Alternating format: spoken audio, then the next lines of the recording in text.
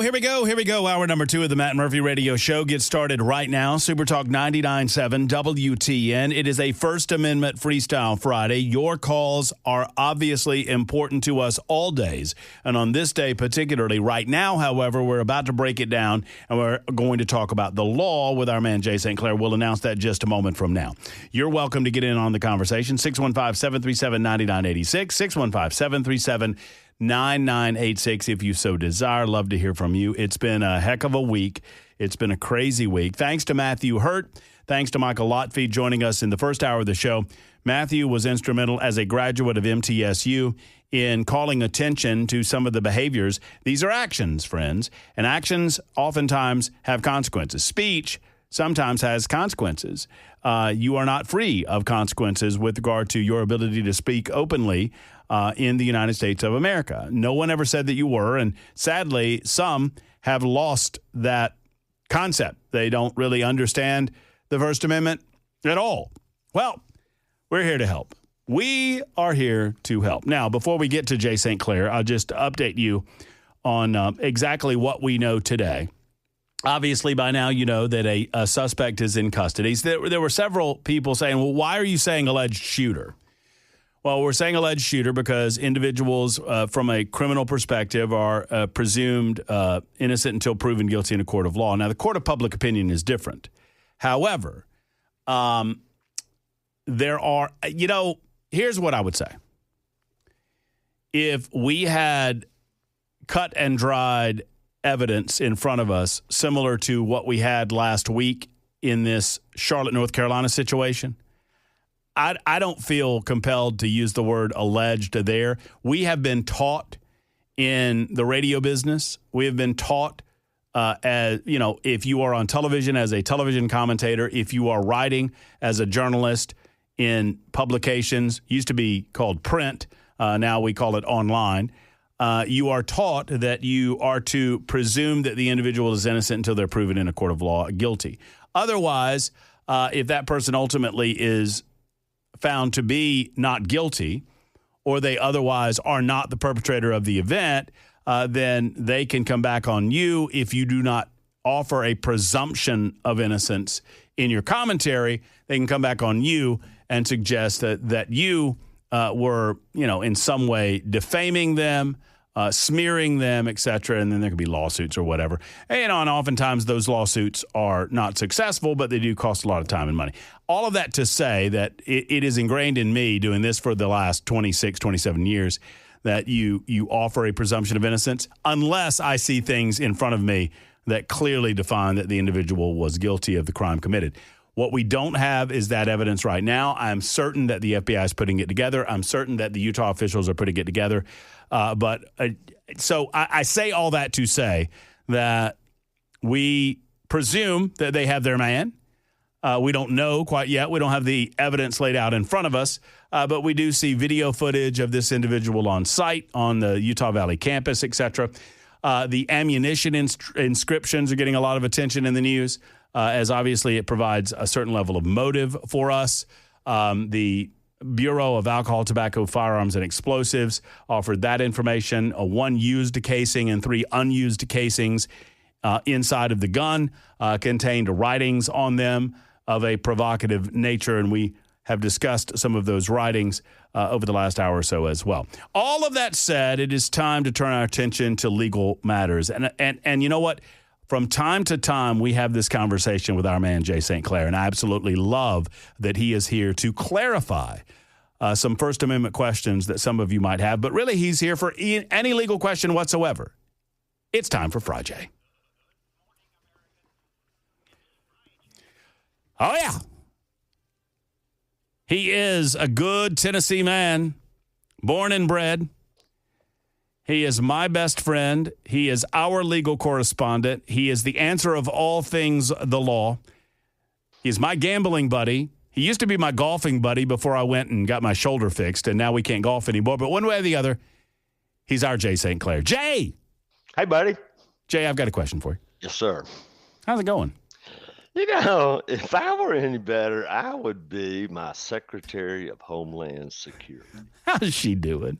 Well, we're having a real wrestling match going on. She's got an infection, so she's got to take 4 horse pills a day. Ooh. And German Shepherds are notorious for that kind of stuff. So it's like spy versus spy in the old Mad magazine. Mm-hmm. And I've had to develop all kinds of different strategies to get her to swallow these big 4 old horse pills. Uh-huh. And it's been a fair fight. My latest trick is to wrap it up. I get sliced turkey. She loves sliced turkey. Uh-huh. And I get this big old horse pill, wrap it up in the turkey. Well, then she just spit it out. You know how they are. And so then I figured out, well, I need something to make it adhere to it a little better. So I put a little dab of mayonnaise. Uh-huh. Uh-huh. And that makes it kind of stick to it. And then I roll it up so it looks kind of like a burrito. Uh-huh. And then, I'm batting about 500. With the old poo, you give the old spit out, or you think, oh, yeah. I just, I've been there, done that with John Henry. John Henry was the same way. You know John Henry. Oh, yeah. And he was the same way. He would identify a pill. Now, my two, Ms. Beasley and Munson, they eat whatever you give them, right? Oh, okay. He would identify a pill, and he would work through the food you gave him. Right. Eat the food, and spit it out. Spit it out. Have you tried cheese? Oh, no, cheese doesn't work. No. Oh, no, we're beyond cheese. Well, I can stuff it down in sausage. Or what I've learned is I have to try different strategies. Uh-huh, right. Because once she gets onto one, she gets wise. She's not going to do it. She gets wise. You get. Oh man, you got to change it up. That's the trouble when you get a smart one like Olivia. Oh no, shepherds are not. They're notorious for it. John Henry was a sucker for. We finally settled on Vienna sausages. Yeah, and he was and you can get them in there. You can dig the pills in there. He was a sucker for those. No, that's what I'm doing. I got link sausage and I'll cut it about 1 inch long, and then I'll slice the middle of it and stick the pill down in there. Microwave for 30 seconds. And she'll still spit it out. Well, she's amazing. I wish you better luck in that endeavor over the course of the weekend than I do your Tennessee Vols there, Jay. There's a lot of people. Are they playing this weekend? They are. There's a lot of conversation going on about that around here. I don't know if you know this, but there's a few Vols fans in Nashville. I don't know if you knew that or not. Weird. Including one right here, Matt. I'm all excited about it. It's Bristol, baby. It's Bristol, baby. I probably would be going to Bristol if I weren't going over to Neyland tomorrow. Oh, you're going to Neyland? Yeah, I'm going to get in. They're going to let me in. I think I get to wear my red shirt, but I'm not sure. We're going to find out. Well, have fun. That'll be great. It'll be a good day. It'll be Hopefully good. It's a good game. I want you to tell, before we get into the law, before we start our conversation about the First Amendment, which I'm very excited about, will you do me the favor? We've got young Jackson is now the producer of the Matt Murphy Show, Jay. Yep. And Jackson, I'm going to just tell you this story real quick. Jackson's heard it like 28 times since it happened. But I was able to get a hand on some tickets, and then we had an extra ticket. Oh. And so guess who I gave my extra ticket to, Jay? Jackson. That's right. Oh, how about sweet. That? So, and I know that Jackson's Vol through and through, and I thought he'd want to be there. Absolutely. And it helps that I don't actually have to sit with him. I'm going to be somewhere else. That's clever. Yeah. That's clever. But I tell Jackson the other day, I was like, Jackson, I got you a ticket, and he's very excited. He's, all right, Murphy, you're the man. And then like 5 minutes later, Jackson comes to me and says, hey, is it okay if I ride home with you? And I'm like, what? And he said, well, my buddy that I'm going over with is staying the night, and I've got to work Sunday, the Tennessee Titans game, and I got to be back. And do you mind if I ride home with you? Yeah. And I said, well, Jackson, let me check. And I checked with E, and the rule was no yakking in the car. Well, the First Amendment is not going to apply to that car ride. Well, we're about to talk about that. That's where I'm going with this. You know exactly where I'm going. Right. So no yakking in the car and no jibber-jabbering if the Tennessee Vols win. Yeah, well, come on, Jackson. You got to be a gentleman about it. I've said for years, I've debated, are Alabama fans worse winners or losers? Ooh. And they're not good at either one. They're not. But I have decided they are worse winners than they are losers. I agree. And so don't be that guy. Don't be there. If Tennessee wins, just don't say anything about it. It hurts more, frankly, if you just don't say anything. Oh, that's sage wisdom from our man, Jay St. Clair. And I respect his wisdom, and I appreciate it more than he knows. You're pushing it away. You're pushing it away right now. Has not had to listen to you all week. Oh, Jay, you know me. Jay, you know how soft-spoken I am about these types of things. Right. Well, here's the worst part of it, though. So Jackson says, can I get a ride home? And I said, yeah, okay, fine. Yeah. You can get a ride home. And then 5 minutes later, he comes back. And you know what he said, Jay? He goes, hey, Matt, can I get a ride there, too? And I'm like, Jackson, do you Well, Jackson, you want to just let him watch the ball game for you, too? I just go ahead and let him cover it all. I told him, I said, you need some snack money, buddy? And you know what he said? Yeah, if you got a couple bucks, I could use some of that, too. Popcorn's expensive these days. And especially at Neyland Stadium. All right. Well, Jackson, pay these prices, but pay no more. Oh, that's if you don't know what that's from, you need to study some Tennessee history. You taught me that, Jay, years ago in Birmingham, Alabama. Yeah, that was the old announcement at the stadium, right? Absolutely. No, it was just very classic. There's so much history, and of course, all FCC schools have it. But yeah, we waited for that. It was always during the pregame, and they tell you about the concession stands and the prices are posted on the outside. Pay these prices, but pay no more. And a crowd erupts. I love it. All right, let's get into some legal talk in a moment with Jay St. Clair. We're going to walk through the First Amendment because I think there's a lot of people that are rather confused. They're unemployed today and confused as to why they're unemployed today. We're going to help them out. It's 21 after the hour on Super Talk 99.7 WTN. Thank you, Ken Weaver. There's Ken Weaver back in News Closet B. Jackson Williams behind the glass. Action Jackson, also known as Apple Jacks, also known as Y2J. What am I missing? Jay Willie is another one, and then Fraction Jackson. And then a bunch that you can't say on the radio. Well, we'll save those for Saturday night. He's behind the glass, making sure that everything that comes out of our speaker sounds as good as possible. And then Jay St. Clair, we're in the midst of Frijay. Jay, I don't think anything that you've spoken about, I don't know if you know this, Jay, but you coming on Fridays is one of the most popular segments I do in any given week. Thank you for sharing that with me, man. People love you, and I love you too. And you get a lot of reaction when you come on, mostly very positive, and sometimes people want to challenge you and nitpick. Well, that's fine. That's all good. Well, that's what I do for a living. I don't know that we've gotten a bigger reaction than you talking about Olivia not wanting to take pills. Oh, no. Well, that's I figured.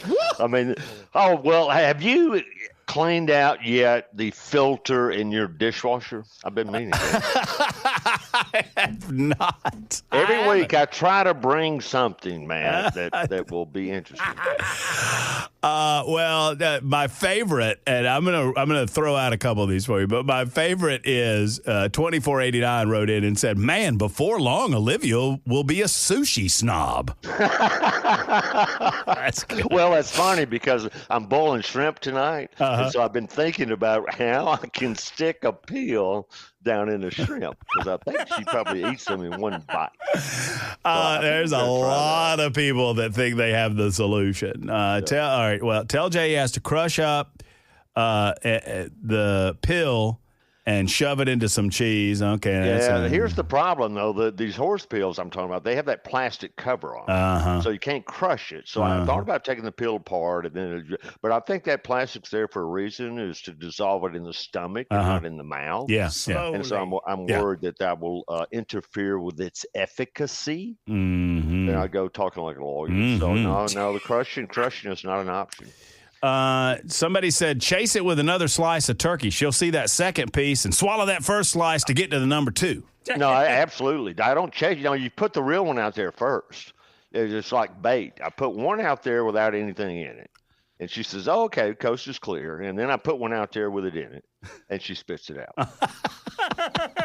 Maybe try the reverse. Try to put the one out there with the pill in it first. Oh, no, she sees it coming. I figured this out. I tell you what the key is, and I remember this about German Shepherds when I got. Don't let her see you putting the pill in. Oh, of course, no. Because she sits there and watches and sees everything, and then it's over. It's over. So what I have to do is kick her out of the house and then do it. And then I put it down and wait 30 minutes. And then I'll just set it over on a little a plate down on the floor and don't say anything about it. And she's just wandering around the house. Oh, Daddy dropped some turkey. Look here. Man, I better eat this in a hurry. John Henry was the same. John Henry hated a bath. I mean, hated a bath. And he was a big old boy, 125 pounds. And I learned early on, I got him one time outside with the garden hose. Yep. But then if he saw me handling the garden hose, I mean, I don't care if it was a bath or no, he's not having none of it. Now, and he would go down to the bottom of the hill. Remember that hill I had in Helena? Well, I remember it well. I want to ask you how many times you fell all the way down there. Well, one of the few times that I almost fell down that hill was trying to go chase John Henry back up the hill to go take a bath. That's a big old hill. All right, we'll get to calls momentarily. We'll talk about the First Amendment. We've talked about pill popping too much, and we've got to get to the news. It's time for Ken Weaver in the newsroom on Super Talk 99.7 WTN. So we'll get to your calls momentarily. Just, Jackson, I need you to let me know which ones are. I think you've done that. Line 2, line 5. And if any of the other lines besides 2 and 5 are of interest to me regarding Frijay, we'll get to them presently. Otherwise, we'll get to your calls in the 5 o'clock hour regarding Charlie Kirk and some of the other situations that have been going on this week. I mean, clearly it's been just an awful week, and there's no other way to put it. But we're going to try to dissect this and break it down in a way that you can easily understand it with our man Jay St. Clair and Frijay. So. Jay, I love it when you talk to us about the First Amendment and you break it down in such a way that makes it so easily understandable, because I think people have this misguided thought process on the First Amendment now that they think that it gives them, certain opportunity or certain rights that it simply doesn't. Just walk us through this and break it down for us. Okay, well, let's start at 50,000 feet, because I like to do that. It applies only to the government.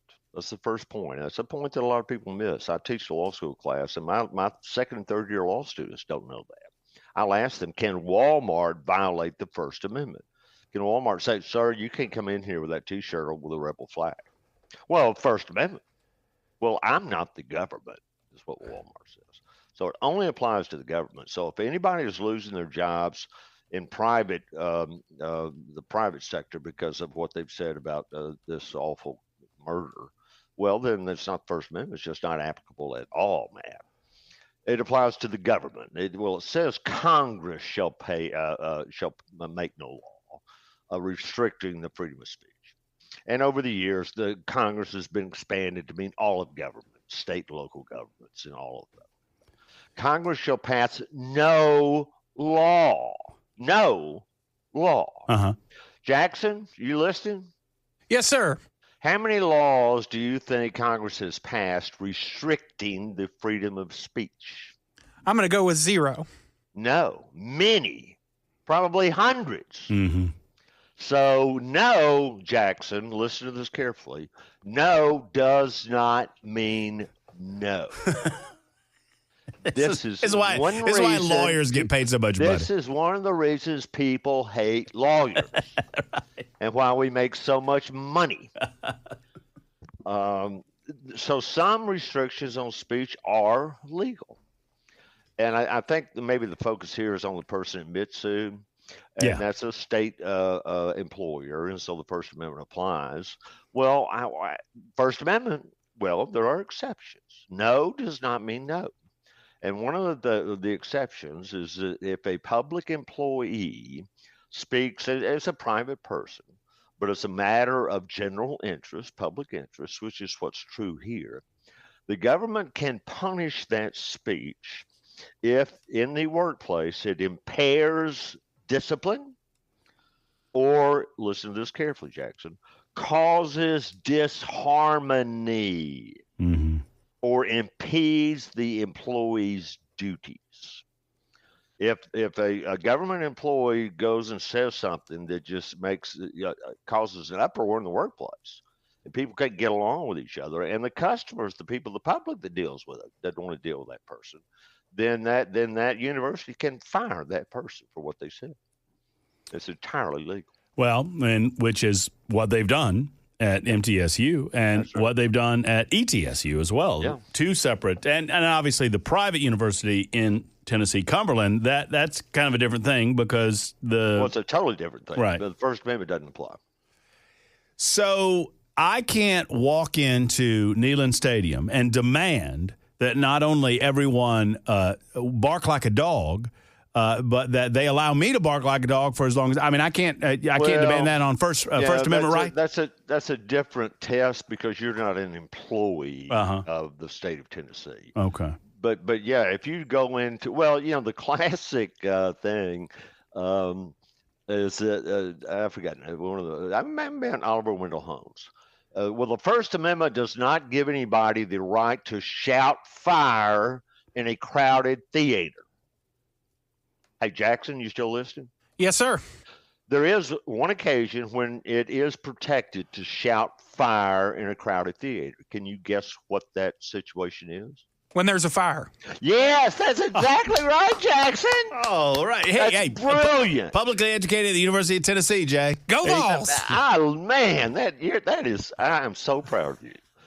You can't shout fire in a crowded theater if there's no fire because you're doing that just to cause a stampede and hurt people. And yeah, so if you do that in Neyland Stadium, that's going to cause an uproar. I will confess to you that there was a time long ago on Alabama-Tennessee weekend when me and my wife were up in Gatlinburg, and I'd maybe had a little bit too much to drink, and the Alabama people go up there and take over Gatlinburg on that weekend. That's just a known fact. And I got up in the middle of a restaurant, and I've made a lot of mistakes in my life that I'm terribly embarrassed about, and this is one of them, and shouted as loud as I could, "Around the bowl, down the hole, roll, tide, roll." And I got kicked out of that restaurant. Did you really? I did. And I was afraid I was going to get arrested, but I talked my way out. What'd you yell again?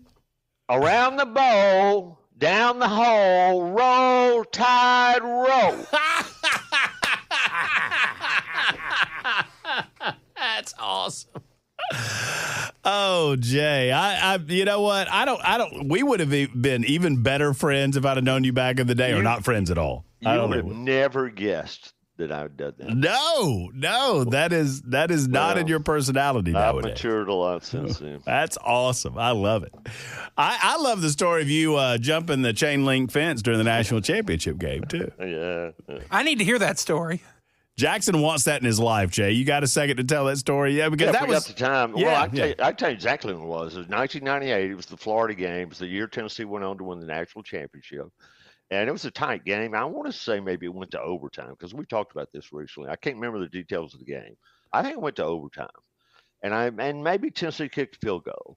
And then Florida was coming down to kick a field goal to tie the game. Chuck, my son, who was 17, 18 at the time, we was sitting there watching. He said, "Dad, if Tennessee wins this game, I'm going on the field." I said, "Chuck, have at it. Absolutely, you ought to do it. It's something everybody ought to do one time in their life." And I think Florida missed the field goal. It may have been that Tennessee made it, but I think Florida missed the field goal. And my son and 104,332 people took off to get on the field. And I sat there and watched it for about a minute. And I said, I can't stand it. So off I went, and let's see, at the time, 58, 68, 78, so I was 40 years old. There's a 6-foot chain link fence you have to crawl over to get to the field. And, Chuck jumped over like a deer. Well, I didn't. And it was a struggle. But I made it and got out on the field, and it's a lifetime memory. You didn't rip your britches, did you? No, and there's pictures of people down at Auburn or something. They jump over it and they fall down the shrubbery or whatnot. No, I didn't fall down, which in retrospect is really kind of surprising. But it was a struggle. I had to hike my leg up and hike it up, and I couldn't get it. But I got it. You got it. I love it. I absolutely love it. I always love that story. Let me get to Jack, who is on line 2 with a thought or a question regarding Frijay. Hey, Jack. Hey. What's on your mind? I've got a question. Hello? Yes, sir. I got a question for you. A couple of weeks ago, my daughter passed away, and I'm so sorry, Jack. She had been dealing with breast cancer, but she didn't. It wasn't terminal. As long as she had to go through the chemo and all that. You know what I'm saying? So they had a reasonable thing that she would be okay. Well, anyhow, she passed away in her sleep, and this was she lives near Little Rock, and the coroner came out, and of course she had her head shaved and all this from where she'd been going through the chemo. Anyhow, he came out and checked it, and he wrote down cause of death, cancer.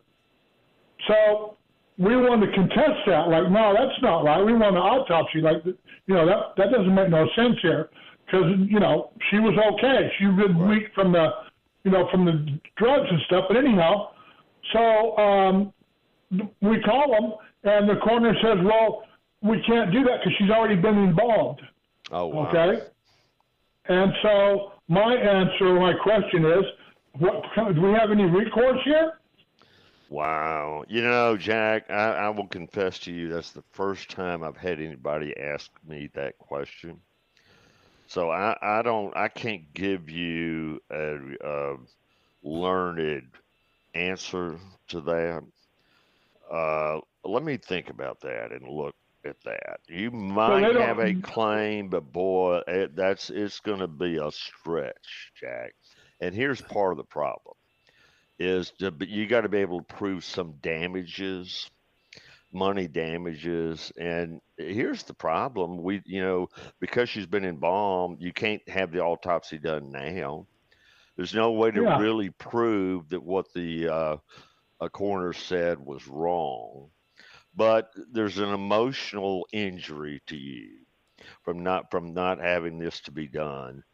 I've never heard of that happening, so I can't tell you what the law is, Jack. But I'm going to look at that, and then maybe we won't have time for now on the show. But I'll maybe text or send something to Matt. Maybe he can read it over here. Yeah, and you send me anything, and Jack, if you hit me up on social media or via email, matt@murphyshow.com, I can I can connect you and Jay, or I can certainly relate that information to you once my whole thing is this, Jay.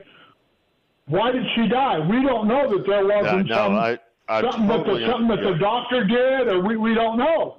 So, Jack, I understand everything about it. I am so sorry for your loss, and I'm so sorry that this got mishandled like this.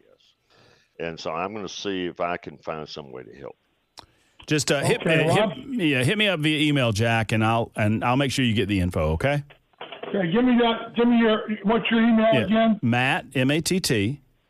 Yeah. At murphyshow.com. And that's just like you would think you would spell it. Show. Yeah. MurphyShow.com. Okay. Okay. Okay. All right. Thank you, brother. I appreciate it, guys. 100%. Thank you. Sorry. And yes, sir. Well, I'm not going to say that, but I'm going to say I'm sorry to hear about your daughter. That's awful. And by the way, my listening audience, they're on top of this. Jay, 1093 wants you to know that your memory has not failed you. That the Tennessee Volunteers defeated the Florida Gators 20-17 in overtime on September 19th, 1998. Right. Yep, because Tennessee kicked the field goal in overtime, and then Florida went down to kick it and missed it.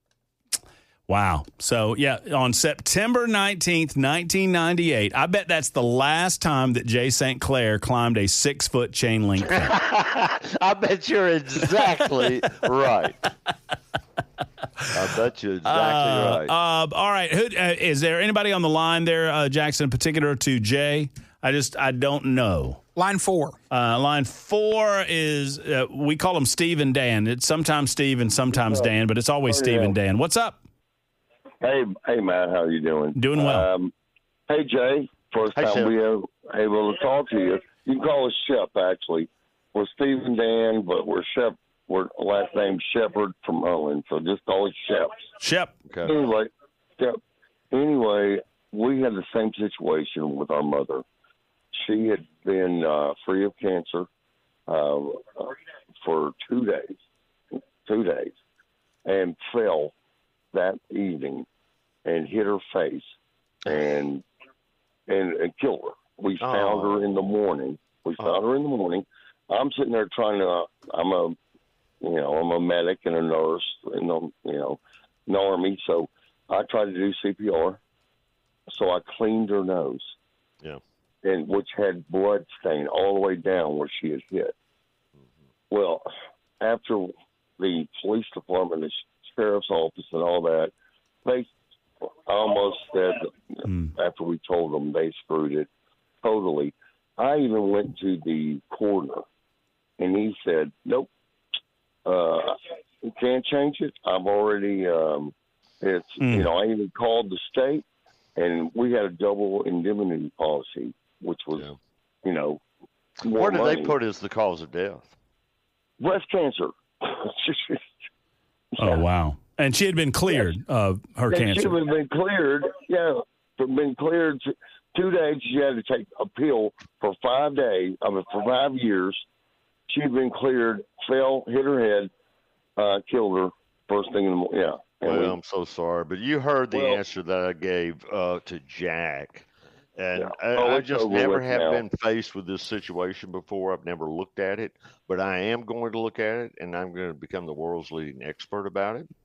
And I will communicate that to Matt, or if we don't have a chance to do it, when I come on next Friday, I will have the answer to this question. Well, I'm very interested in what that answer will be. Thank you to Steve and Dan, a.k.a. Shep, for the telephone call. And, Jay, thank you for everything that you do for us. We absolutely love these visits together. The audience loves the visits together. And I wish you a wonderful weekend. Who you rooting for in Bristol?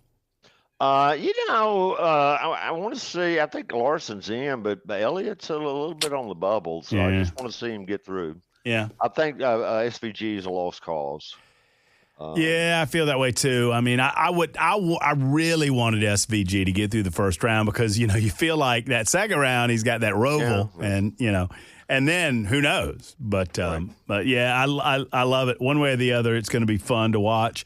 Enjoy it, brother. Enjoy the weekend, and we'll talk to you next week. Yeah, good luck to the Dogs, man. Have a good time over at Neyland. Well, thank you. We're going to have fun. We're going to have a great place to watch a football game. Yeah, no doubt. Thank you, Jay. There's Jay St. Clair. Did you hear him before he left? He said. I heard "Go Vols." Is that what you heard? Yes. I thought it was dogs. Come on, Jackson. You got to be a good sport about it.